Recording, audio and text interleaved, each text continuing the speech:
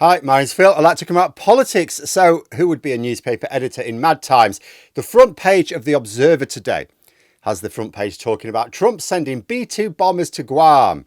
Yet before a single copy would have even been bought, those bombers had gone all the way to Iran, bombed 3 nuclear sites, were on their way back to the US. So Trump has described the operation as a complete success. Iran has said, no, mate, you did no permanent damage at all.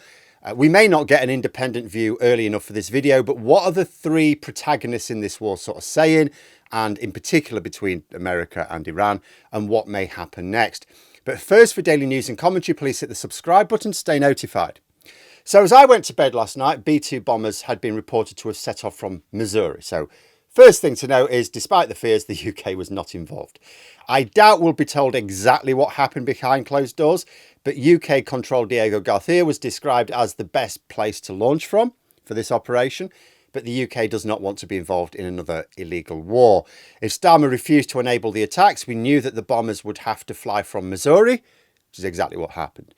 The question is, why did Trump talk about taking 2 weeks to decide when it seems to have taken him 2 days? And what happens next? So I'm sure Trump's supporters will claim that his 2-week delay was a ruse, that he said he said he would wait 2 weeks to put the Iranians off guard. I don't think this makes sense.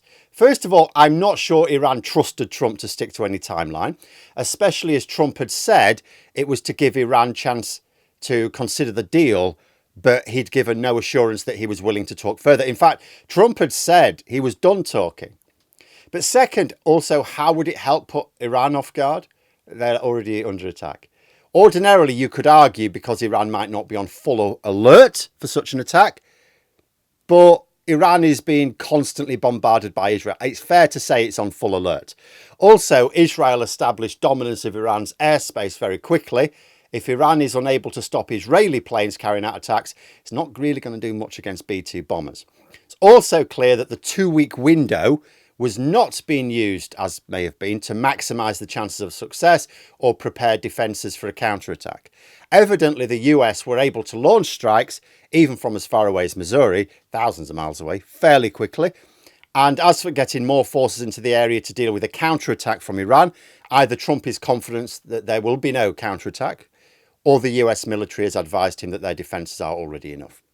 So will there be a counterattack? Well, let's look at the practical side for looking at exactly what Iran have said. So although I didn't find a statement of Trump's explicitly saying so, from what I did see of his announcement, he seems to be implying that that's it. As far as the US is concerned, they've done their job, that's it. So as long as Iran don't escalate, the US is finished. That's it. You won't hear any more from them. Trump is claiming to have obliterated Iran's capacity to enrich uranium. Iran says it has not. The semantics may not matter. Obviously, there is no military way to permanently stop Iran developing nuclear. Even if Trump had actually obliterated those sites, they'd just build them back again. But similarly, as long as the damage done stops them enriching uranium to a high level in, say, the next 4 years, the remainder of Trump's term, then that's permanent enough for all practical purposes for Trump. If Iran launches attacks against Americans in the region, as they promised to do last week, then Trump has said he will return and hammer more targets in Iran. So the message to Iran seems to be, look, if you just stop, then the fighting will stop. That presumably will include from Israel. Now, they cannot now claim to be launching attacks on Iran due to fear of nuclear attack, which was madly overblown anyway. Although I do have to point out at this point, because I had a comment this morning just to avoid the same sort of comments. Iran was not close to developing a nuclear weapon, but for some saying, oh, they weren't even developing nuclear weapons. It's like, yeah, they had a nuclear weapons program. We know that because you enrich uranium to a maximum of 5% for the purposes of nuclear power stations for civilian uses. There is only one use for uranium enriched higher than 5%, and that is nuclear weapons, for which it has to be much higher than 5%. Iran were independently confirmed as enriching it over 80%. So one of 2 things is true. Either Iran were trying to develop nuclear weapons, or they were going to mad expense to enrich uranium to nuclear weapon levels just to try and give the impression they had a nuclear weapons program. Either way, they're trying to convince the world they've got a nuclear weapons program. But, you know, the fact is that they were not close, so a strike was not justified. And it can only be retaliation at the moment, as far as Israel is concerned. Their continued bombardment of Iran can only be for retaliation for continued strikes, which Iran will also say are themselves retaliatory on their part. But would Iran just agree to stop all the fighting at this point? There's a sense in which it seems doubtful, but I noticed that Iran has gone from saying they would definitely attack Americans if Trump attacked Iran to now saying they reserve all options to defend its sovereignty. So they're being a little bit less specific now. So not quite the promise of retaliation which was coming last week. The problem for Iran is they've been incredibly stupid. Yes, the attacks on them are illegal, but, you know, since when has that mattered when powerful countries want to wage war? There are no world police to stop such crimes. The Thunderbirds don't actually exist. Also, Iran doesn't get to hide behind the law because although it might be rich of either Netanyahu or Trump to attack Iran for state-sponsored terror, it is still true. Iran has breached international law with its proxies for many years. It doesn't get to claim piety on the international law front. Just because it's been attacked by bandits doesn't mean it's not a bandit itself. Iran has been strategically naive, though. If we take the law and morality out of it, it's been stupid. It set itself up as a state which was mutually exclusive with Israel. It was them or us. They literally created that scenario. Now, you will say that Israel were happy with that arrangement. Yes. But Israel has several powerful allies which will defend it from attack. Who does Iran have? At one time, we might have said Russia or the Soviet Union in the early years of the revolution. But Russia is weak. Despite Putin being a firm ally of Khomeini, Russia has sent absolutely no military assistance to defend Iran. In fact, as I was discussing in the stream last night, Russia gets more military support from Iran than the other way around. So in terms of practical support to defend themselves, Iran has literally no allies. There are the paramilitary groups in the region which they supply, but they're too weak to help. The Houthis have launched a few attacks against Israel in solidarity, but they may as well have been launching fireworks for all the damage that's done. They're now threatening to launch attacks against American assets again, but we'll have to see if they actually do. So Iran got itself into a position whereby it had zero useful allies in the event of a war with Israel. Israel had the stronger military and the US backing them up, and potentially others if it came to it. Although we can argue about Israel's strikes on Iran being illegal and justified by obvious lies, in practical terms, Iran should have known that Israel would attack them as soon as they had the chance. And in actual fact, as they saw Israel taking out the likes of Hezbollah and so on, Iran should have recognised the danger to itself. You know, it should not have allowed Israel the opportunity. As soon as Trump won his second term, they should have pushed to agree a new nuclear deal with Trump. The last one, remember, only collapsed, not because Iran was reneging on it, as Trump said. It was because Trump didn't like the fact it had Obama's signature on it. Trump gets on very well with brutal religious nutjobs like Khomeini. You know, it should have been no problem at all to talk to him. It's not like there was any point in Iran enriching uranium to high levels. Whether it's sticking two fingers up at America or to develop a nuclear weapon makes no difference.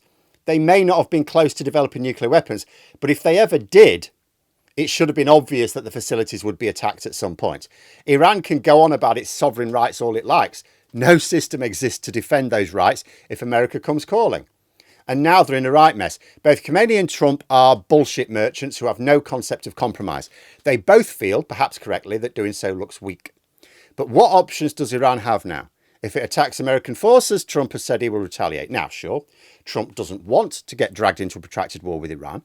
He wants this to be a one strike and that's the end of it. But Trump would look weak if Iran attacked American forces and he didn't escalate.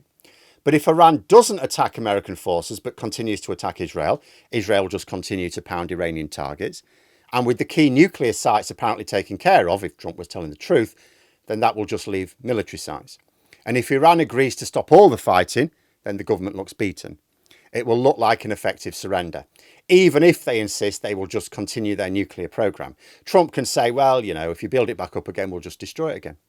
So will Iran now escalate the war in the belief that the least bad option is to try to somehow come on top in a war of attrition, where Israel runs out of munitions, Trump runs out of support for a protracted war? Remember, a lot of key people around Trump, a lot of MAGA, including his vice president, were arguing against these attacks taking place in the first place. So it's the hawks that finally got Trump to agree. and they presumably got him to agree by saying we can do it in one strike and then that's the end of it. They wouldn't dare retaliate. So a lot of key MAGA personalities will not want to see America being at war with Iran. A single strike, which ends it all, is one thing, but not actual war, not a back and forth. Will Khamenei feel that he would lose his grip on power if he agrees to peace under such terms, because they will look like surrender? That his best chance is to call Trump's bluff in the belief that Trump does not have the political support for a protracted war with Iran? We'll have to wait and see over the next few days, but there is a risk that because Trump doesn't want a war to drag on, and because he also can't be seen to back down, if Iran does attack Americans in the region, Trump may order not just retaliatory strikes, but devastating strikes. The US will surely have already worked on targets to cause the regime maximum damage. Indeed, Trump suggested this was the case. But does Iran even have any counterattack options? Israel softened their capabilities over the week before the American strikes. The Houthis could return to attacking shipping in the Gulf again, which could be another blow for the global economy. But it won't help Iran. Won't help Yemen either when the US responds. Iran itself could close the Strait of Hormuz, which would almost certainly trigger recession in the US.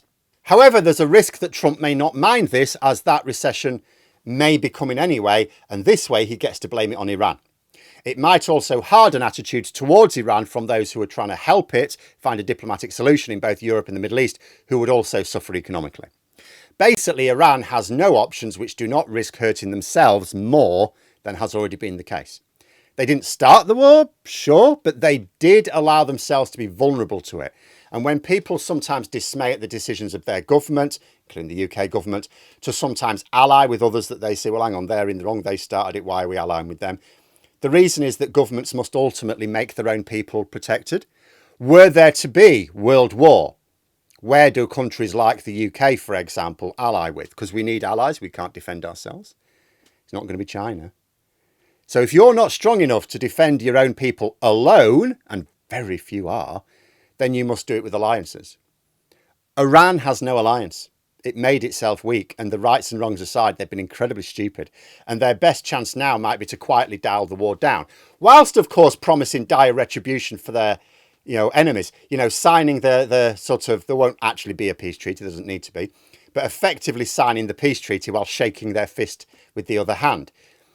Some threaten retribution at some unspecified point in the future, because there's nothing they can do now that doesn't backfire on themselves much more badly. But let me know what you think in the comments below. For more content, you could subscribe to the channel or even join for access to streams and behind the scenes updates. Thanks for watching. Until next time, I'll see you later.